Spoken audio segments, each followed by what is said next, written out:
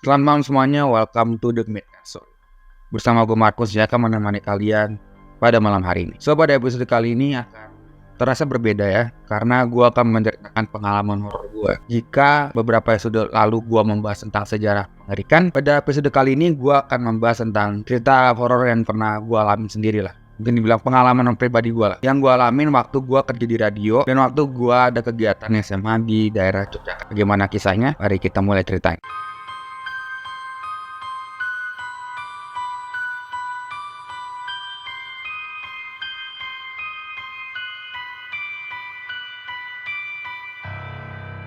Pertama gue akan menceritakan pengalaman horor gue waktu kerja di radio di daerah Jakarta Barat. Nah, pertama-tama gue akan menceritakan pengalaman horor gue waktu pertama kali bekerja di salah satu stasiun radio di daerah Jakarta Barat. Waktu itu gue posisi masih anak magang.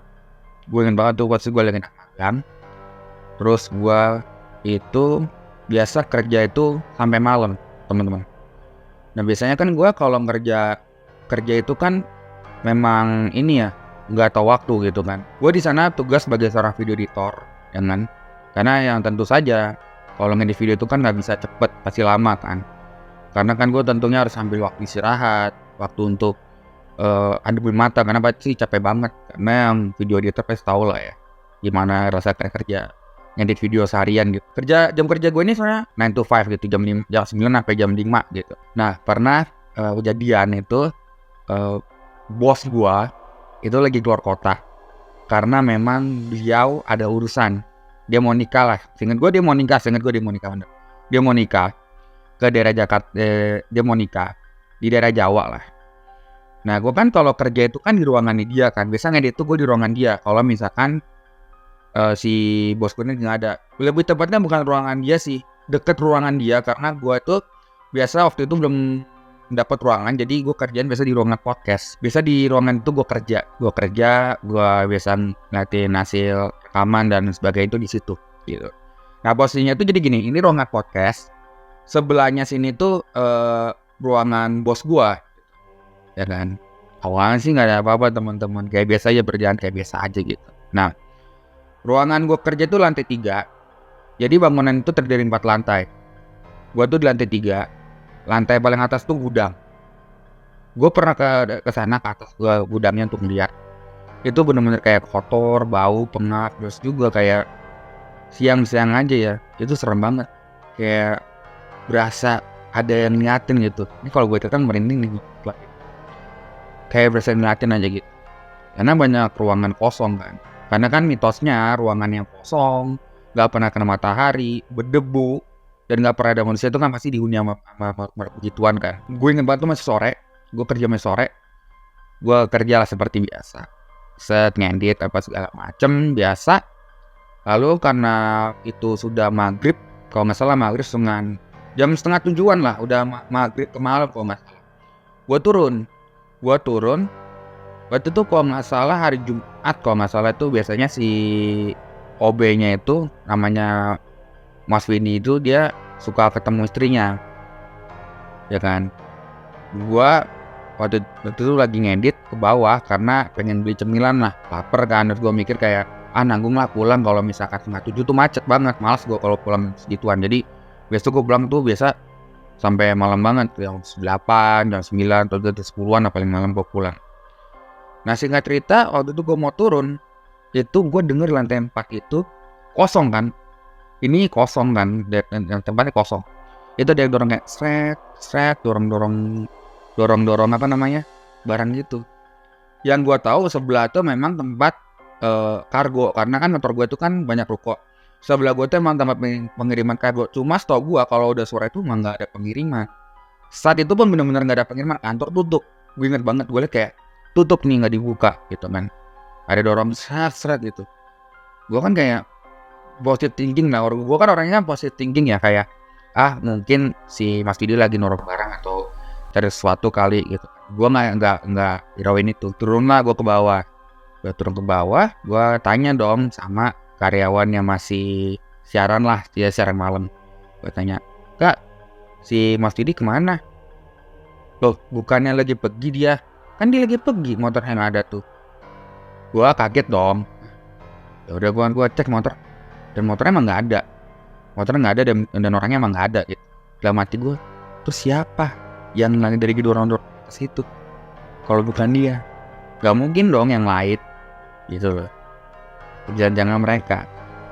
Dan gak cuma sampai di sana, kejadian kedua tuh dialami juga sama beberapa teman siaran gue juga yang lagi rekaman di ruang rekaman tuh di lantai 1. Nah ini kan ruang rekaman di lantai itu tangga. Itu sering banget kalau maghrib itu denger ada orang, anak kecil lari kayak orang tuh jorok gitu. Sedangkan gua tuh kalau turun tuh nggak pernah kayak gitu. Siapapun turun tuh nggak pernah kayak sampai duduk gitu, nggak pernah. Paling jalan tuh kayak duk gitu, kayak ya udah sepelan-pelannya aja, nggak usah yang bikin orang kaget lah gitu. Akhirnya ya udah, kejadian gitu tuh kita kayak ya lumrah lah, mungkin emang mereka lagi usil atau gimana. Nah pengalaman kedua gue adalah ketika gue ada di daerah Jogja. Waktu itu gue ada di Jogja itu ada daerah lagi acara live in. Kalau bentuk live in itu adalah kita ngedengar warga sekitar 3 hari atau 4 hari. Gue tuh waktu 4 hari, 3 malam di Jogja.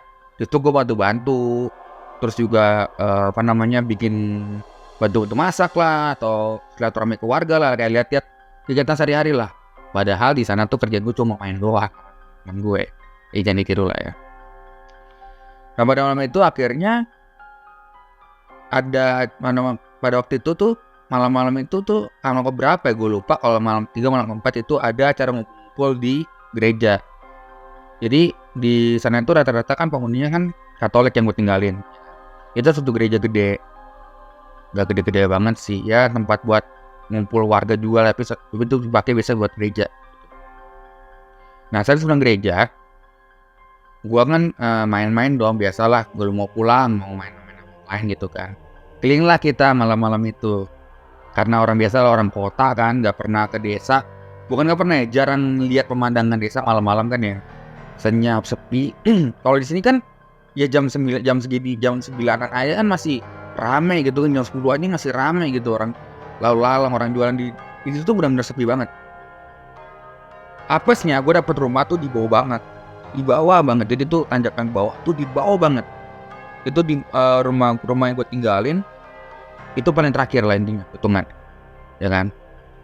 Gue waktu itu akhirnya kan keliling sama temen gue, karena gue tuh waktu itu masih ibarat kata so tau ya, sompral gitu kan. Mulailah gue main center, nyorot pohon lah, nyorot apalah, sampai satu temen gue negor, bilang, udah lah Pri, jangan main kayak gitu, nggak boleh, jangan nyorot gitu sembarangan. Emang kenapa? Gue kan karena gue penasaran, gue tanya dong, emang kenapa? Kan gue cuma ngecek doang. Jangan, dia cuma ngomong jangan doang. Padahal gue tahu jangannya itu adalah yang nunggu di situ keganggu pasti, karena gue main center-centeran itu kan. Terus tuh gue center aja terus tuh, sampai iseng banget. Sampai puncaknya gue mau ke rumah temen gue nyasar. Temen gue, jadi jalan begini, puncak 2. Gue tuh jalan sebelah sini, rumah temen gue tuh sebelah sini, karena mirip kan jalannya kan. Gue nggak tahu. Endingnya gue nembus malah ke daerah kebun apa tuh gue lupa. Pokoknya perkebunan coklat lah kalau nggak salah. Jadi jalan gede itu tuh pinggir kiri kanan tuh kebun sama jurang lah. Awalnya gue nggak notice, kayak gue pikir gue nggak nyasar, karena waktu gue lewat rumah terakhir di situ ada anjing gonggong, kayak mungkin ingetin gue bahwa jangan ke sana gitu, karena gelap kan. Apesnya gue sampai ujung jalan itu bener-bener kayak gue nggak tahu, nggak ya, bener-bener kayak lah ini kayaknya gue salah jalan deh. Waktu udah di ujung baru gue gitu. Dan bodohnya sepanjang jalan tuh tetap aja gue main center sembarangan, nyenter pohon, nyenter batang pohon lah, ya tanda kutip. Mungkin di pikiran gue kan kayak gue cuma iseng kan, gue iseng doang kan. Tapi gue nggak tahu kalau ternyata di pohon-pohon tuh ada penghuninya, kayak gitu. Singkat cerita akhirnya gue bisa pulang, dan ketika pulang gue tuh langsung buru-buru masuk rumah karena gue waktu pulang itu udah berasa nggak enak, kayak ada yang ngikutin, kayak ada yang ngeliatin lah gitu. Gue merasa udah gak nyaman. Akhirnya gue sampai di rumah, cucian segala macam. Gue ngobrol sama teman gue soal apa yang tadi kita lakuin gitu. Nah tiba-tiba jam 12 itu gue inget banget suara cecak tuh rame tuh 1, 2, 3 not-notan, jadi rame banget. Ditambah malam itu tumben-tumbenan anjing-anjing di daerah dekat rumah yang gue tinggal itu pada ngegonggong gak jelas. Jangan lama dulu gue mikir kayak ini ada apa sih kok pada ngegonggong gitu. Akhirnya gue kan orangnya berusaha positif kan, mungkin karena apa atau gimana kan. Gonggong aja rame banget gitu. Nah puncaknya nih, ini gue inget lagi, ini gue merinding sih. Banyak banget suara kuntilanak yang gue denger. Dan bener-bener kalau lu pernah dengar suaranya di di salah satu film atau televisi, ini yang gue denger tuh bener-bener asli, suaranya tuh serem banget. Dan kebetulan suaranya terasa deket banget sampai deket kuping sini. Rame banget. Temen gue kayak nggak denger apapun gitu loh. Gue inget banget tuh suara tuh rame banget kayak, itu bener-bener rame banget suaranya tuh. Sampai puncaknya jam 3 subuh. Teman-teman, jam 3 subuh itu akhirnya suara itu berhenti. Dan gue akhirnya ya udah senyap. Waktu gue lihat di ruang depan tamu, si pemilik rumahnya tuh mbah sama istrinya lagi satu dua di kantor. Kenapa satu dua lagi satu dua? Gue menotis lah gitu, ada yang melakukan ibadah doa. Jadi suara-suara ginian tuh tanda kutip yang gitu-gitu tuh hilang gitu lah. Mungkin udah jamnya juga. Nah itulah pengalaman horor gue pribadi yang pernah gue alamin sendiri. Pesan gue adalah simple sih. Di tempat apapun jangan sompral, jangan so tau, dan jaga sikap aja sih gitu. So seperti biasa, jangan lupa like, subscribe, dan juga share. Dan kalau lu punya topik-topik menarik, boleh banget komen di kolom komentar. Dan kalau lu punya pengalaman horor menarik, boleh banget kirim ke email gue. Nanti akan gue taruh linknya di deskripsi karena aku juga boleh. Dan jangan lupa follow Instagram Dian.Markus sama Instagram The_Midnight_Story. Akan gue taruh linknya di deskripsi seperti biasa. So demikian, sekian dulu episode pada malam hari ini. Sorry kalau masih banyak yang kurang karena juga masih belajar. Tapi akan gue terus tingkatkan ke depannya supaya kalian lebih nyaman. Selamat malam dan sampai jumpa.